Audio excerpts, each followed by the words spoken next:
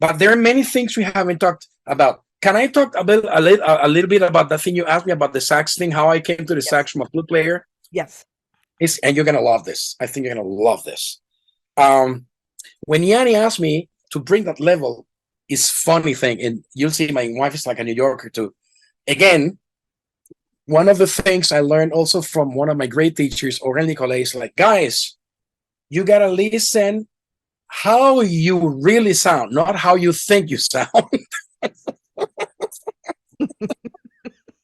So, long story short, I love Kenny Garrett. I mean, and I'm listening to him, and while I was preparing for Yanni, I'm doing something with him, and I went like, you stupid idiot me. I'm sorry, Jesus, but it is that I was like, oh man, I was feeling so good. Mommy, come, listen, check this out. It is like days before I go to play for Yanni, right? It's like, man, check this out. I'm playing with, and my wife listens because like, man, you really got to practice, man. Oh my God. Okay. And she was right. I was talking, but I was so taken by an illusion. So we need to develop a sense of awareness to see what is the truth and not what we think it is. That's maybe one of my highest assets, is the sense of awareness. At the same time, Donna, I got to be careful with that because it can be destructive. If it goes to a high level, then I cannot play anything because nothing is good enough. So, it's keeping that balance thing. What I did then, I went and I studied. Back then, there was not even DVDs, there was VHS. I got the Joe Allard video interview. There you go. I got David Liebman's How to Develop Your Tone, the book, not even the video, the book. Wow. And then I got the video. And I cannot recommend enough, even where I am, that I'm, strong in my playing and everything. I went and I got my butt subscribed to his webpage because he's such a wise person. There's so much. It's not knowledge, it's wisdom what he is sharing through this. And guess it, what I did these things in the sax, it benefited my flute freaking playing. Was the opposite. It enriched me. So what I did is I did the thing with the mouthpiece. I did an octave and a fifth just from that soprano thing. It's like,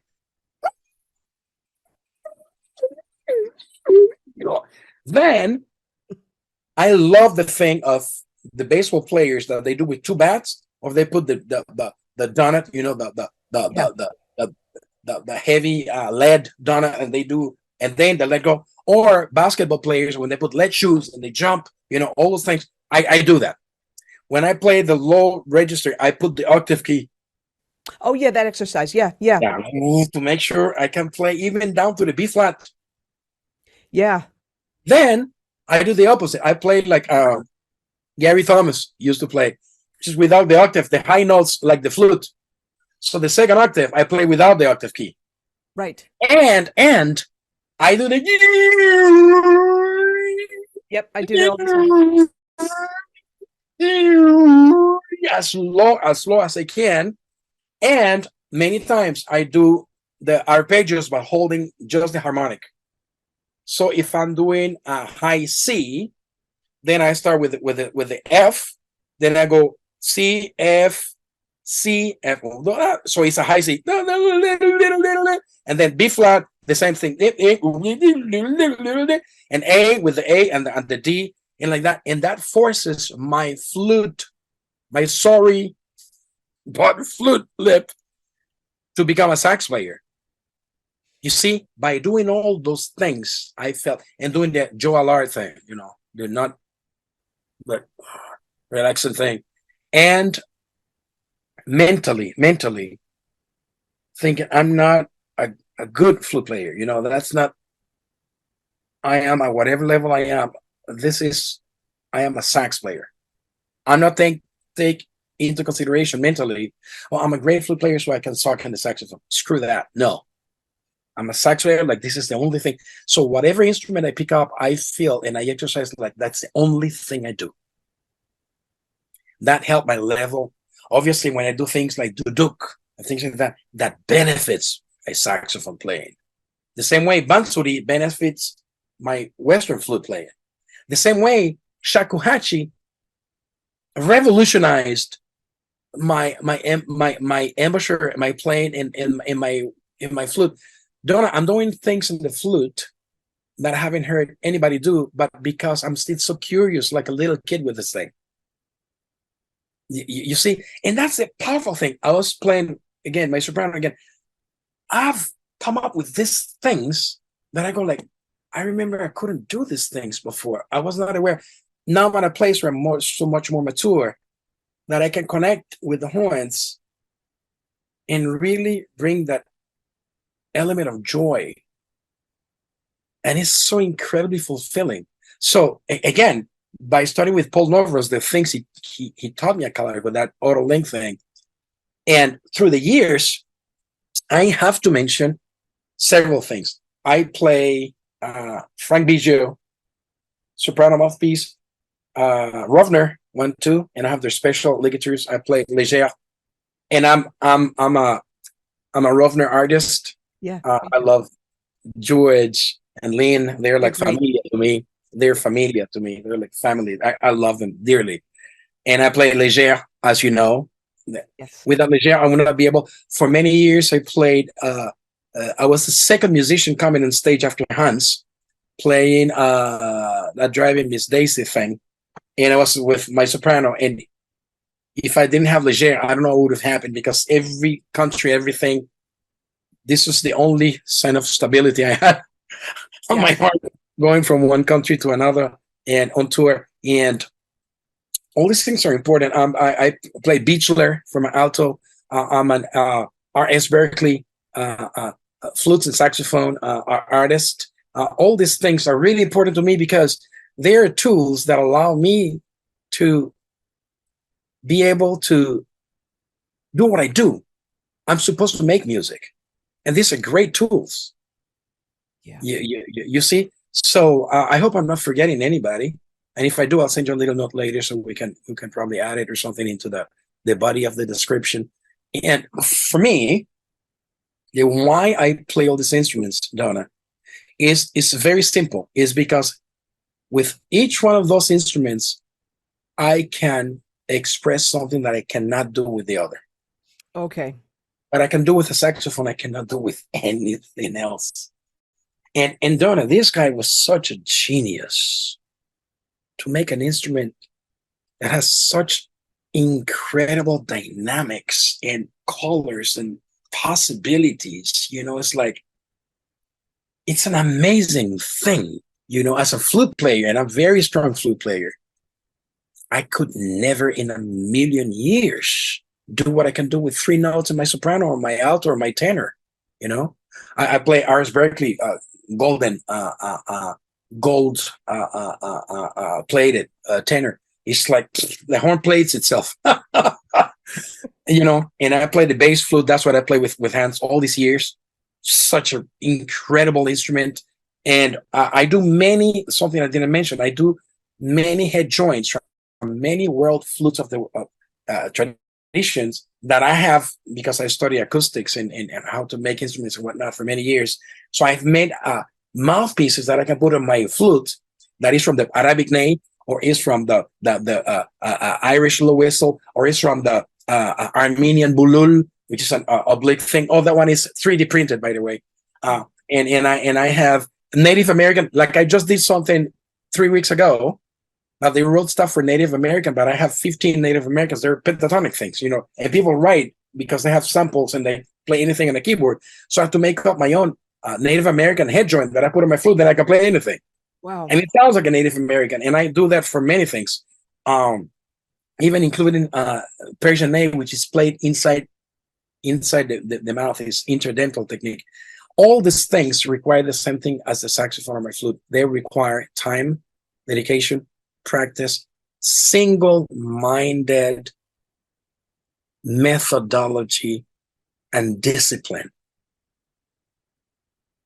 And I haven't even mentioned the electronics yet.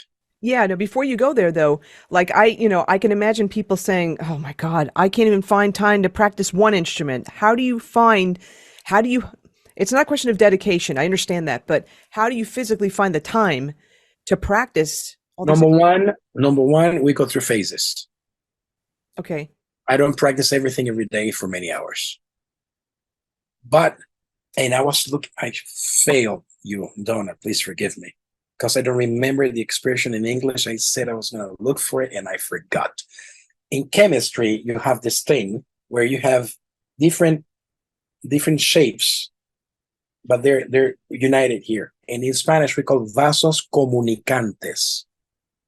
And you can add, and one can be like this, the other one can be round like this, the other one can be whatever, the other one can be a square. But if you put colored water or whatever in one of them, you're going to see all of them going, they all go to the same level.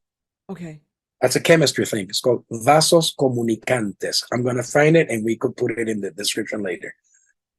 I feel like that. Like I said, when I practice my duduk, I'm not necessarily practicing 8 hours of soprano or alto, but the fact to deal with that very hard instrument, technically, when I pick up the sax. Oh yeah. Okay. When I play the bansuri, which is very difficult, and I've made my own fingering system instruments, like my duduk, like I mentioned before, has 17 holes, because there are many double holes. My bansuri has 15 holes because I have many double holes. There's a whole story behind those things. Anyways, there are means for me to achieve expression that otherwise I could not with the traditional instruments, especially playing with the perfectly intonation thing of, the studios, Yeah. yet without losing the reality of where they come from sonically and musically speaking. So by doing certain things, they will affect something else. And that even when I do the electronics, that I have, this lyric on here, when I do this, and I'm playing like now, this synchronized thing here, or even lately, even more importantly, I'm playing this guy here, which is amazing, which is this Egan Matrix thing, which is incredible. My things are falling down. Because I broke this, I'm so sorry. Give me a second there. No, that's okay. Here, there. Egan Matrix. Okay.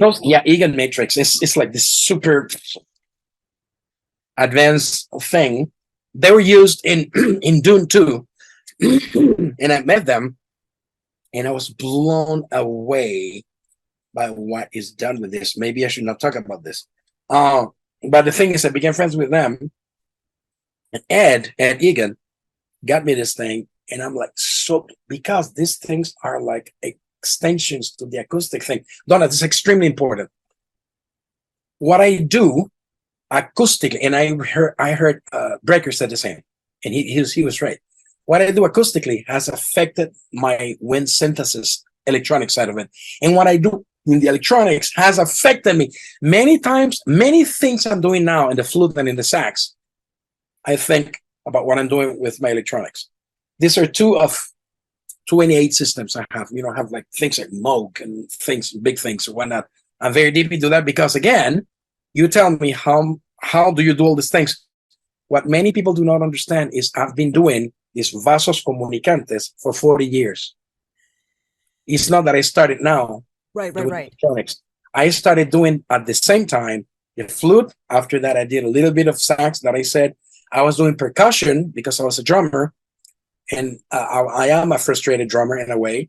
And I started electronics, all of them back in the 70s. In fact, I still have my first synth, which is a Korg MS-20 that you come from New York. I bought in 48th Street West. When back then there's Alex and Manny's music and all that, the old tradition. I bought my thing from there. The same trip when I bought the flute, one of the flutes I still play to this day.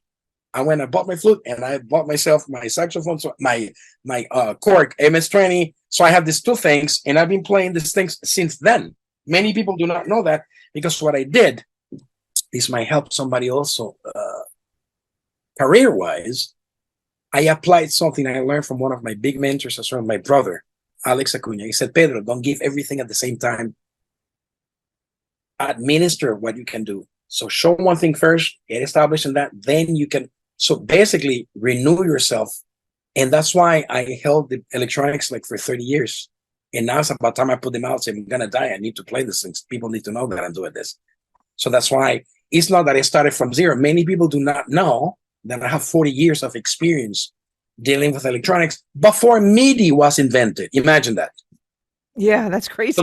So that explains a lot, you know. And I've been doing Cana since I'm a teenager because I studied that in the extension courses in the university. And my brother sent me to study there. And I'm playing cuatro since I'm 9, which I started playing the same time I started playing the recorder. And I've been playing my transverse flute at the same time that I started doing a few months after the saxophone, and then later the electronics. So all these things have been, even if I'm not doing it directly, indirectly, I never let them go. That's why it got to a point, Donna, I was working so hard, decades. I'm at a place where finally the flower has blossomed and all these petals are manifested. And that's why I can play with such authority, Donna.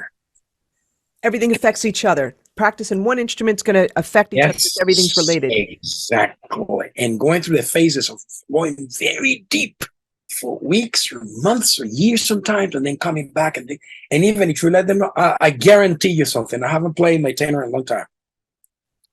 I guarantee you I pick it up and I'm there. And let me ask you something. You pick it up. So I'm going to, I'm going to be totally granular here. You pick it up. What do you play? What do you play scales? No, I start doing three things. First I do what I told you a little bit, I check my foundational things. Always foundation first. Oh, and I forgot to say something really important. 2 more things. Floater tongue. Because that helps putting air out, really. And I do that in the flute too, by the way. And I remember a friend that mentioned something I studied bass clarinet with a great master. I'm embarrassed not remember his name. How embarrassing is that? From LA. I will remember and I'll tell you. Not many times that I went there, just to be in his presence was an incredible. He was a clarinetist. He was dedicated to clarinet, one of the new jazz incredible musicians from LA. And I brought my bass clarinet. And one of the things he taught me, and it's applied in saxophone too, is in saxophone, you do the octaves, C, C, C, C, C, C, jumping by keeping the same embouchure. Yes. Then B flat, you can do up to, obviously, up to C sharp, because D, then we have to do the octave here. But the thing is, C sharp, then C, B flat low to do, and that opens the whole thing. Oh. Then I do free things on tenor, or I think, and some people might laugh at this, but this might be very useful for people that need to learn how to improvise. Because I came from a realm that was not improvisation. I had to learn jazz as a language. I didn't grow up in that. And I still don't consider myself a jazzist. That is too big for me. I have the information. I can navigate the language, but I think I have so much to learn still and so much to develop. But the thing is, it's one of the biggest educational kept secrets is band in a box. Oh yeah, that's right. And their solo generator. That's true. Yeah. And what happens many times, Donna, is imagine putting somebody improvising like Miles but playing the flute, and you can put the level of how out or in the solos will be, the percentage of how many notes or not, how the percentage of how close this thing will be when it generates a solo to the main melody, the theme of the standard. Or you can put your only 2 chords and you can go through that, and this can generate solos and whoever styles you want, and you can put them on whatever instrument you want. They're not paying me for this. I'm simply speaking to say, this is, and when you put something and something happens that you like, I stop and I take a little screenshot. Right. And there's this whole thing of ideas from BIB, BIAB, that I can woodshed later. Sadly for me, something that I believe I have missed, but at the same time, is we have been pushed to different ways in life. I never exercised 2, 3, 4 years of playing jazz only and exclusively. You see, and I can navigate, but I have to, get into the saddle every time I'm going to do something. If the changes are hard, I need to practice. It's not that I can just jump in like that perfectly. But at the same time, like somebody said, I would say bebop, Indian music, flamenco, and Bach are things people cannot escape from. Every musician has to deal with these things. For me, each one of them has contributed to something completely different. I think every classical musician should study bebop, even if they don't want to become a soloist in that, because their mindset will open when you have to deal with harmony and other things, and like that.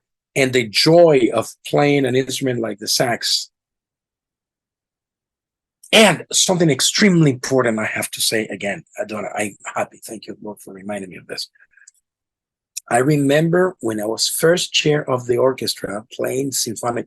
I remember a Sunday at 11, we were going to play a concert, and I'm first chair solo. And this is a piano Schumann concerto that has a second movement, this incredibly super delicate pianissimo flute thing exposed. And the night before, Donna, I'm playing at a jazz club until 2 a.m. and ripping on my tenor. And I said, I'm completely crazy, but I want to see what happens if I can survive this. Wow. And I played like nobody's business, like it was the last playing with at Hira Luna, which is a jazz club with my first people I was playing jazz with. And I said, if I crash, land, whatever. And then I came the next day and I picked up my flute. And that's when I had this revelation. Yes, I can do this. It is possible to play the sax at a very high level and to have a flute embouchure and technique that is symphonic, and you can sit in a symphony orchestra and kick booty. And I think it's due to what you were saying before. You got the materials from Joe Allard and Dave Liebman, and that's the key.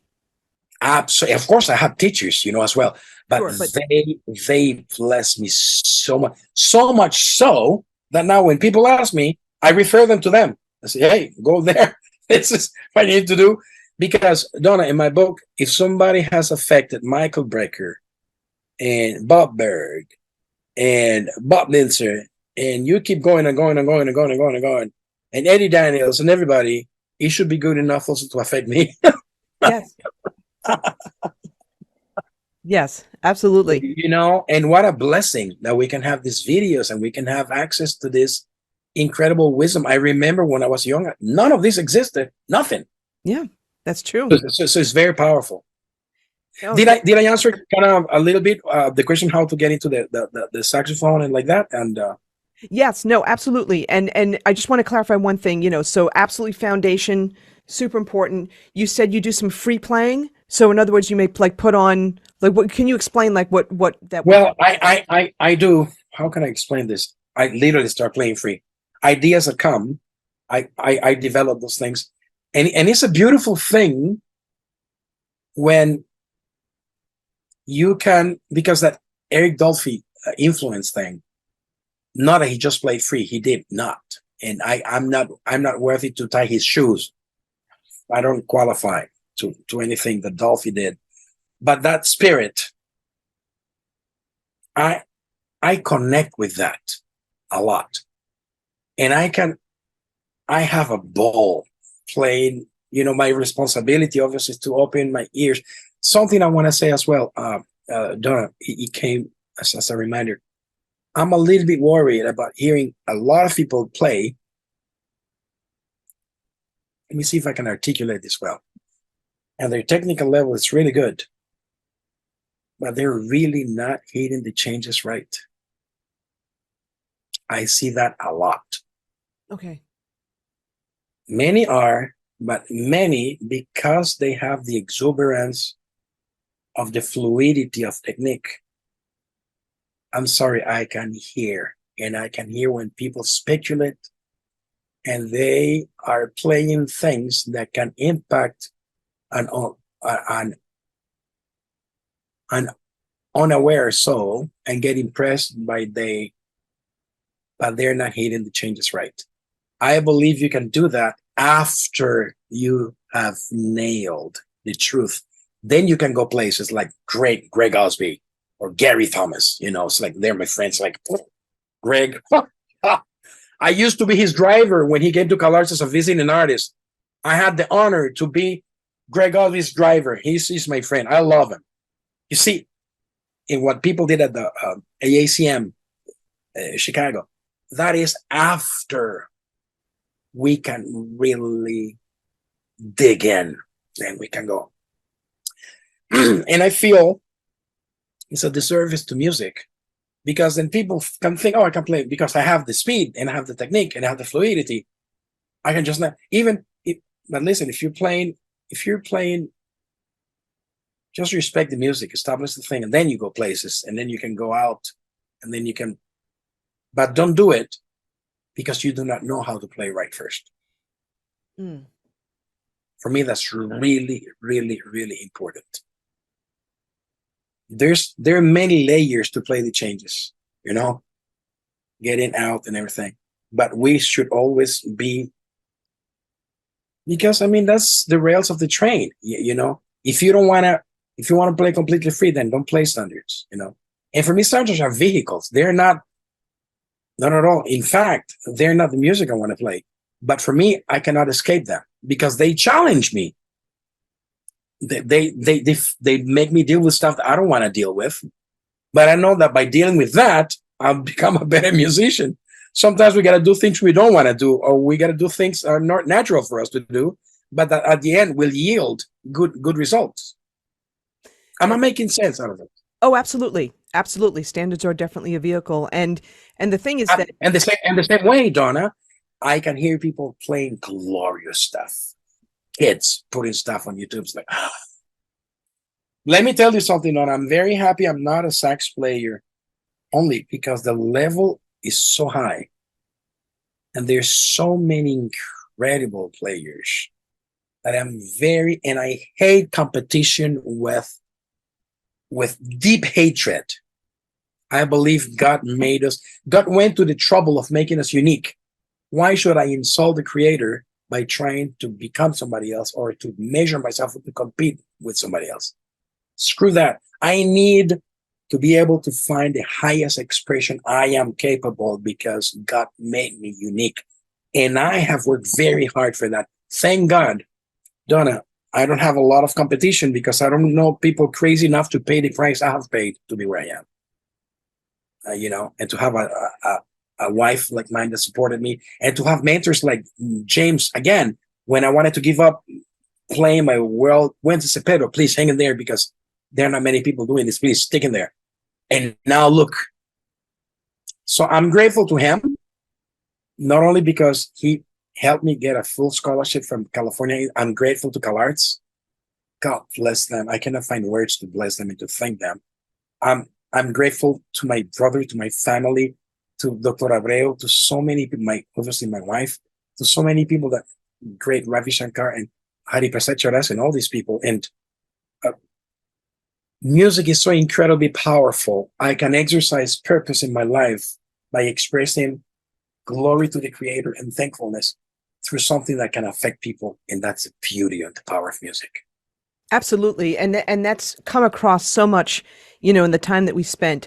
I do have one more question. Yes. Because you've been touring with Hans Zimmer. You've been playing with him for a long time. How did that happen? How did you meet? How did that work? Great question.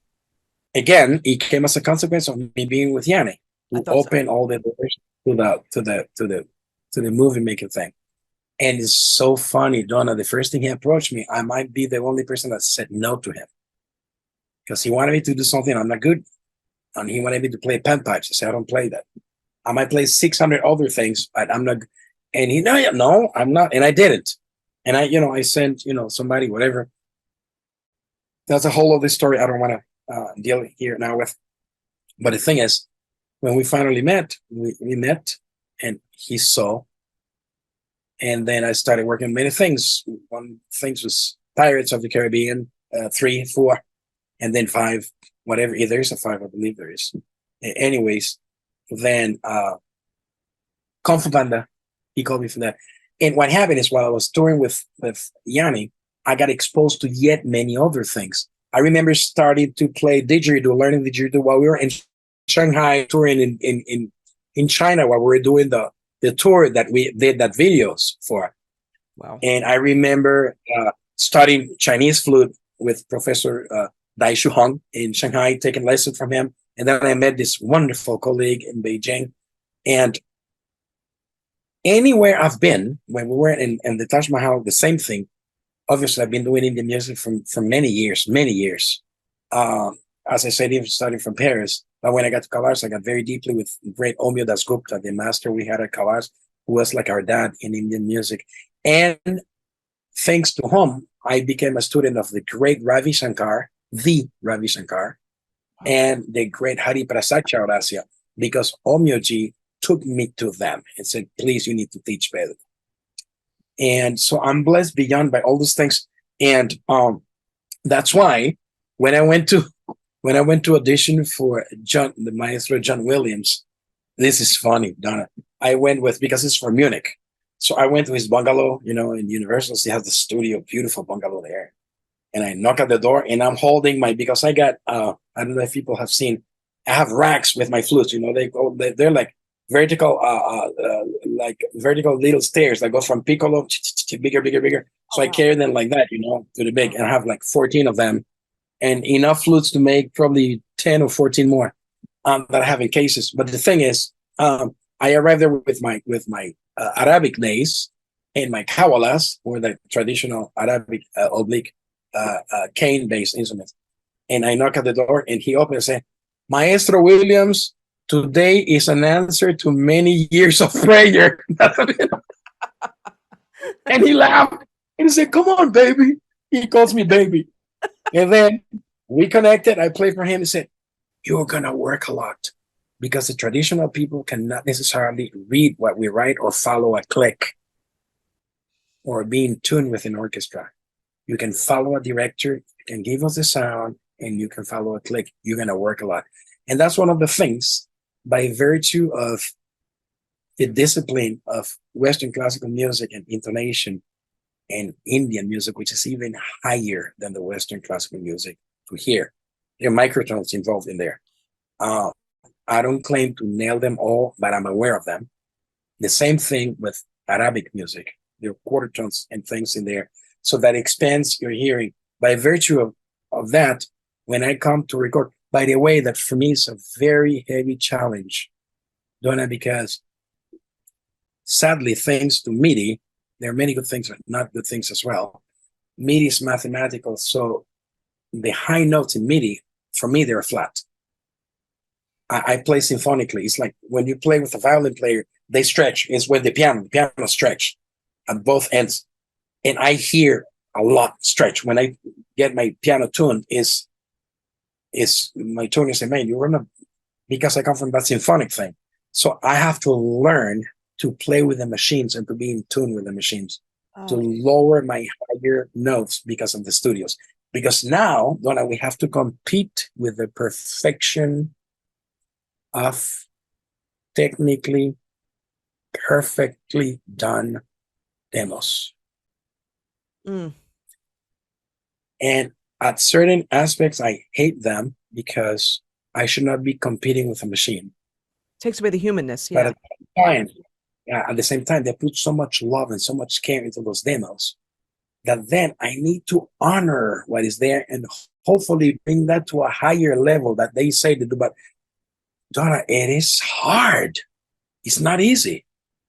You see? So this is how all these things relate. I don't know if I have answered kind of your questions. If there's anything else that you want to cover. Pedro, this has been so incredible. So, from the main themes, and I mentioned them a couple of times, but it's even up to the point where we're talking about like the electronic music and the challenges of playing to MIDI tracks and I'll say the lack of humanness, but it's really hard to play with something that's so precise. Or to compete with something that is absolutely freaking perfect. Yeah, it's not human nature, But the thing though, you're the right person to do that because of your whole background, your whole history, and how you were exposed to music in the first place. And El Sistema, correct me if I'm wrong, but El Sistema, it's ears first, right? It's kind of like Suzuki in a sense, right? Where it's ears first. Right. Yeah, right. yeah. I totally. They did everything. They did everything. They literally taught us. It's such a whole thing. But at the end, Donna, these kids play like they assault the music with so much joy. Because they're hearing it, because they're experiencing it. They're not just like, being detached and reading and stuff. Correct. So, absolutely. Donna, there's something really important that I need to point out real quick. Because while you were talking, you brought it back to me. This is incredibly important. I know it is impossible, but I pursue it anyways. I try, as I said before, try to think about each one of these things like it is the only thing I do. I will not settle to play Bansuri and not study with great masters to the highest of my possibility. I will not settle to just buy the instruments and just play and took them.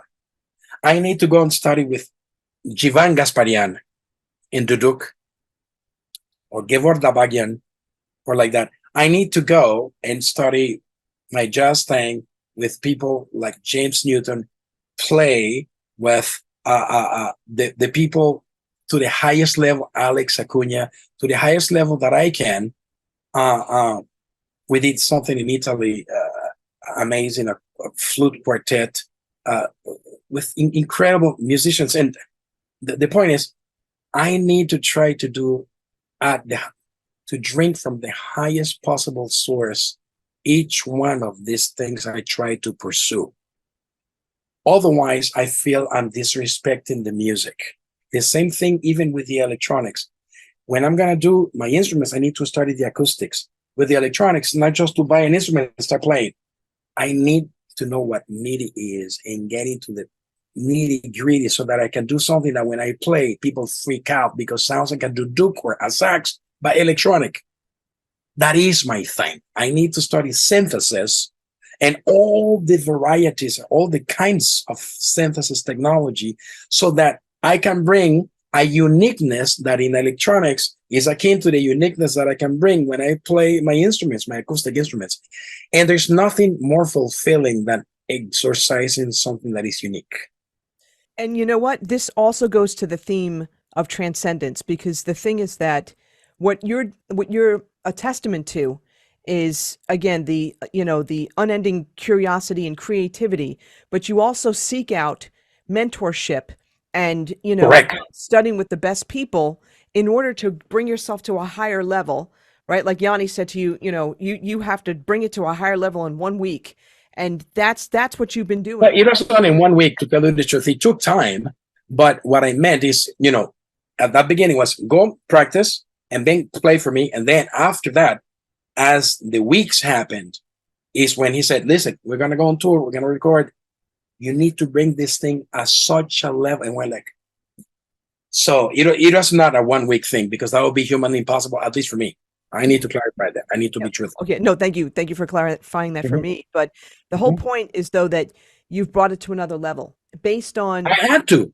Yeah. That's another thing. It's like people trust so much in me. They trust more in me than I trust myself. and that's a wonderful thing, because then they motivate me to get to a level that maybe on my own I would have not aspired to. Yeah. You see, that's wonderful.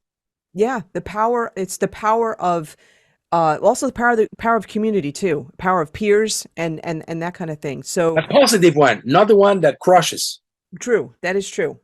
because there are communities that are crushing, and that's all I'm gonna say. I'm not gonna mention anything, but there's that reality too, and literally, Donna, again, it's not a protection thing. It's a reality thing. Somehow I was forced to seek and develop something that is so unique that now I can exercise something without too much fear for people to compare or to replace me easily. That's another one. Playing with Hans is amazing, Donna, because I play like 21 instruments, and in the middle of Lion King, beginning of Lion King, I play contrabass flute, this very rhythmic thing. Then in the middle of it, I play this Afro-Venezuelan drum that I happened to hear from my mom's belly, because that's a town where that drum was played, and that was played in July, and I was born in August. Wow. Before I was born, I was listening to those drums. That's why my connection with those drums was like, Mom, I said, no, you heard that from when I was pregnant a few years. Like, wow. So I went and I studied that while I was in the symphony orchestra playing first flute. I went and I got my butt back into the traditional Afro-Venezuelan, and I got 2 diplomas as an Afro-Venezuelan percussionist. I went to study this after I returned from Europe, being a big Western, a classical soloist, because I need to connect with my own reality as well. So all these things, Yanni is so genius. And then after that, I have to drop the drums, which is very strong thing, very, very strong physical thing. I have to drop that in like less than 30 seconds after. I have to play this Mozart, like Requiem, super pianissimo thing in the flute, in the front, with Rusanda, who's this genius violinist, super virtuoso. And so all those things, I can jump from one thing to another and feel really, really good because of all the years of toiling. Finally, the hours have accumulated, and now I can.